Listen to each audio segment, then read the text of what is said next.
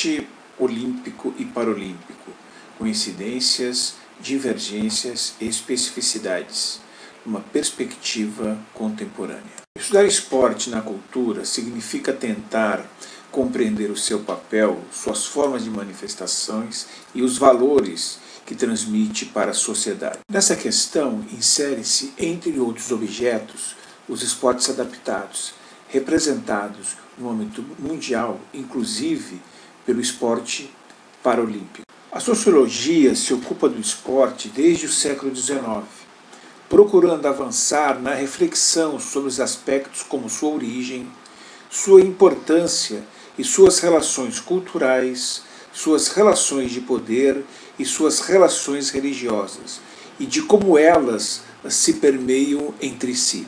Num primeiro momento, o texto apresenta uma perspectiva socio-histórica, desde sua gênese do esporte moderno até sua transformação em esporte contemporâneo.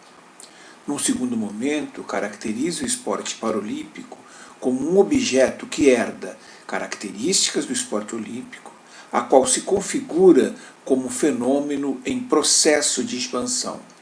Numa terceira etapa, busca estabelecer formas de relação entre a história do esporte olímpico e paralímpico e apontar as especificidades de cada uma delas. Parte da definição de esporte como um fenômeno sociocultural que engloba diversas práticas humanas, norteadas por regras de ações próprias e institucionalizadas, direcionadas para um aspecto competitivo, seja ele caracterizado pela oposição entre sujeitos ou pela comparação entre realização do próprio indivíduo, que se manifestam através da atividade corporal.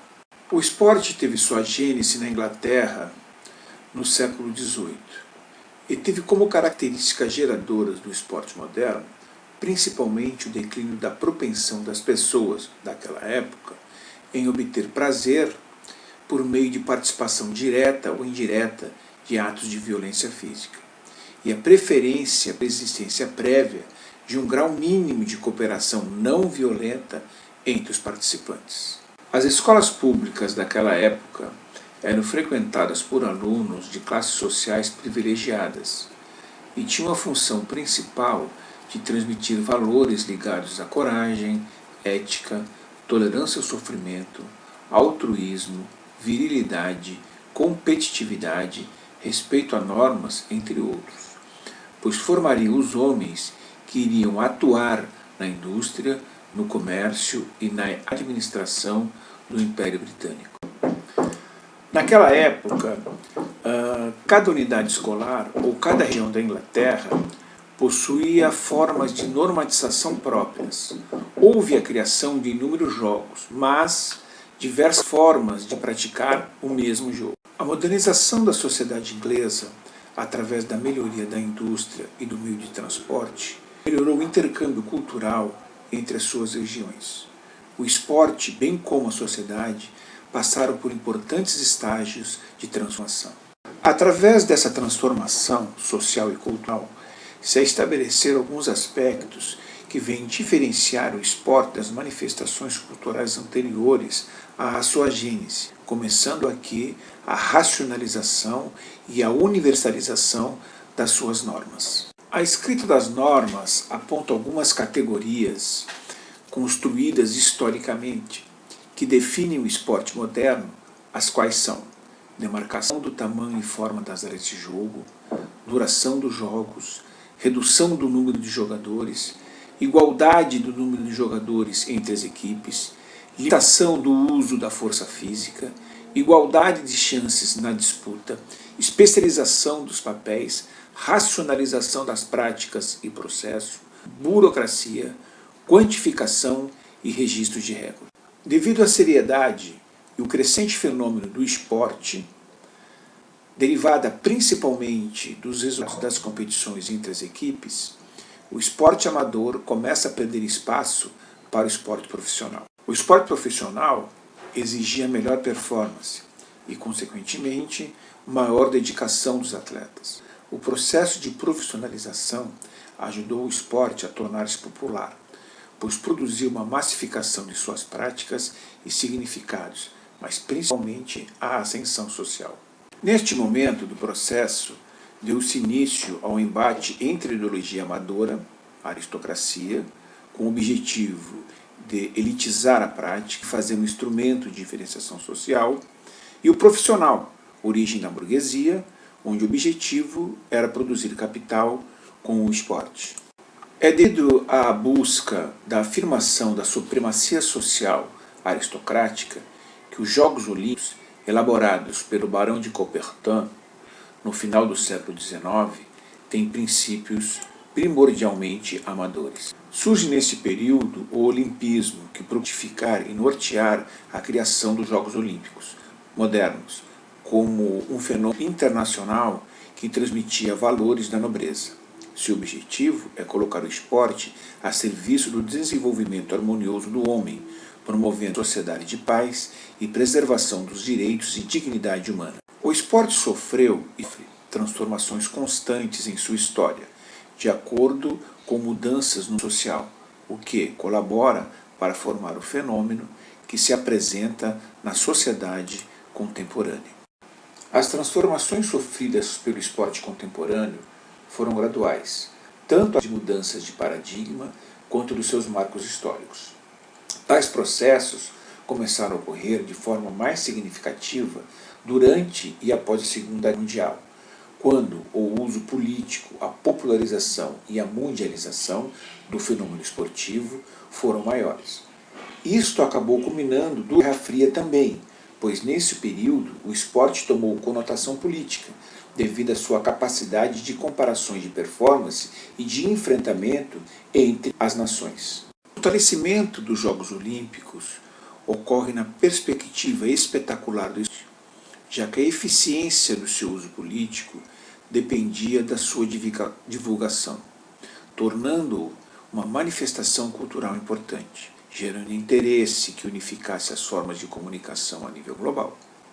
Isso ampliou seus limites geográficos e culturais, tornando o evento esportivo mais conhecido e valorizado de todo o planeta. Por esta razão, pode-se afirmar que os Jogos Olímpicos não são mais os mesmos da época da sua criação.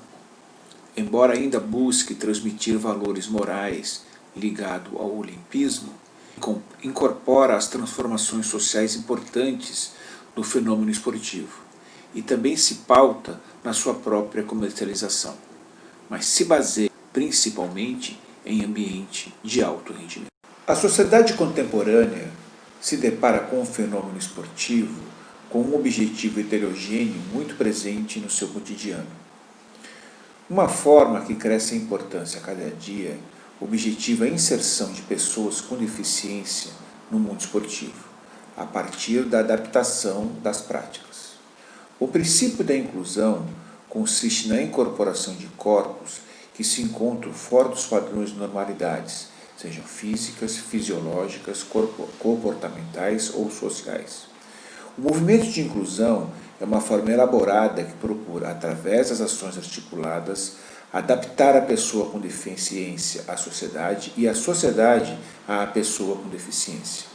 Essa adaptação pode ser definida como a capacidade da pessoa estar apta a atender às demandas exigidas pela vida através de um processo constante. Faz-se isto em dupla via, pois não existe para a pessoa com deficiência uma adaptação unilateral.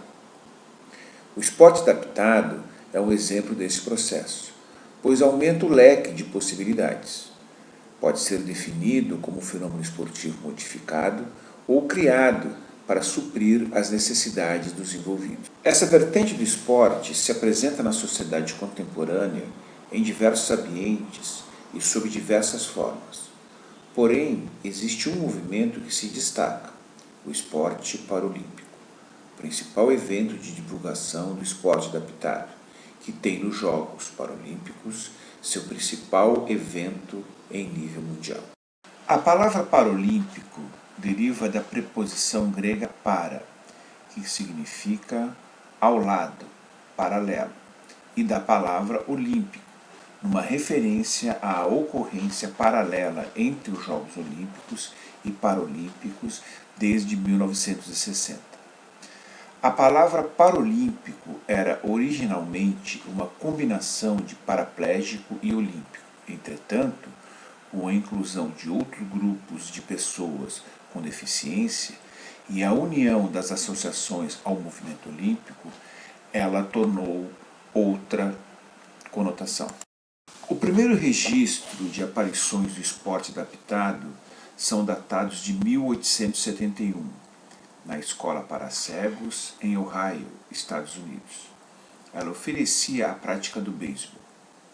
As primeiras notícias da existência de clubes esportivos para pessoas surdas datam de 1888 em Berlim, na Alemanha. Porém, somente em 1924 é que foram realizados em Paris, na França, os primeiros Jogos do Silêncio, com a participação de 145 atletas de 9 países europeus. O espólio da Segunda Guerra Mundial marca uma data histórica, principalmente nos países europeus envolvidos no grande conflito, pois foi considerável o número de combatentes que sofreram lesões na coluna vertebral, ficando paraplégicos ou tetraplégicos. Esta situação influenciou Ludwig Guttmann, neurocirurgião alemão, a iniciar um trabalho de reabilitação médica e social de veteranos de guerra por meio de práticas esportivas. O sucesso do trabalho de Guttmann foi tanto que culminou com a primeira competição para atletas em cadeira de rodas em 28 de julho de 1948. Exatamente na mesma data da abertura dos Jogos Olímpicos de Londres. A Stroke Mandeville Games, a primeira competição, se deu com 16 atletas. Em 1960, o comitê organizador dos Jogos de Stroke Mandeville realizou as competições em Roma, Itália, logo após os Jogos Olímpicos, utilizando os mesmos espaços esportivos e o mesmo formato das Olimpíadas. 400 atletas de 23 países participaram do então primeiros Jogos Paralímpicos.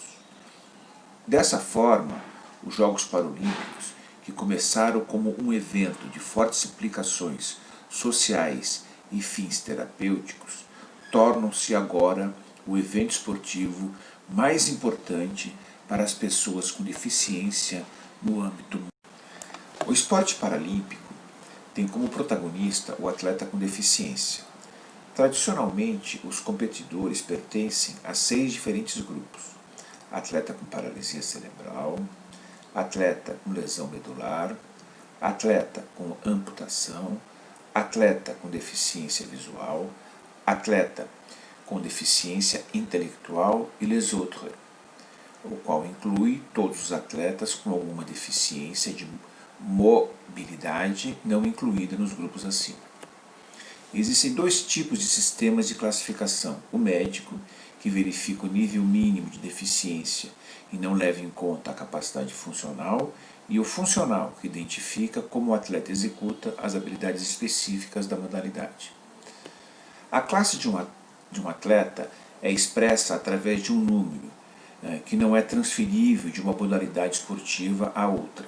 Caso o atleta queira mudar de modalidade, deverá passar por uma nova classificação. Geralmente, este número é precedido pela inicial da modalidade esportiva em inglês. Na natação, por exemplo, antes dos números tem-se a letra S, de swimming, natação em inglês. No caso de modalidades de participação exclusiva de pessoas com deficiência visual, a classe é precedida pela letra B, de blind, cego. Quanto maior o número da classe de um atleta, menor é o comprometimento físico-motor ou visual do mesmo. Na modalidade de natação, por exemplo, tem-se as seguintes classes: de S1 a S10, atletas com deficiência físico-motora; de S11 a S13, atletas cegos e com deficiência visual; e S14, atletas com deficiência mental. Existem inúmeras entidades reguladoras com autonomia parcial em competições específicas de determinadas organizações. As mesmas têm independência de atuação no gerenciamento da modalidade e de torneios regulares. Porém, quando se trata dos Jogos Paralímpicos, a responsabilidade pela organização e regulação das regras da disputa cabe ao Comitê Paralímpico Internacional. Existe sim um estreitamento e uma boa relação entre os movimentos olímpicos e os movimentos paralímpicos, na busca de melhores caminhos para o esporte mundial. Entretanto, o Comitê Paralímpico Internacional ainda não tem a mesma abrangência internacional do Comitê Olímpico, nem mesmo os mesmos recursos financeiros. O esporte olímpico e o esporte paralímpico são fenômenos com genes motivadas por princípios distantes, ou seja, possuem características próprias que tornam cada um deles original. Porém, devido à herança comum relativa aos fundamentos do esporte moderno, no decorrer da história podem-se observar pontos de aproximação entre eles, sendo possível afirmar que em alguns aspectos eles se assemelham, enquanto que em outros eles se divergem. Quanto às características econômicas, o esporte olímpico encontra-se mais desenvolvido do que o paralímpico, ou uma situação melhor de aproveitamento das possibilidades de atuação frente ao esporte espetáculo. É preciso destacar que o esporte paralímpico é um fenômeno mais recente e se encontra, portanto, no estágio anterior à exploração das potencialidades econômicas desse esporte. Finalmente, cabe destacar que enquanto a Olimpíada enfrenta uma crise de preservação dos seus ideais e morais, o esporte paralímpico necessita aumentar sua divulgação e geração de recursos financeiros para ampliar sua presença na sociedade contemporânea.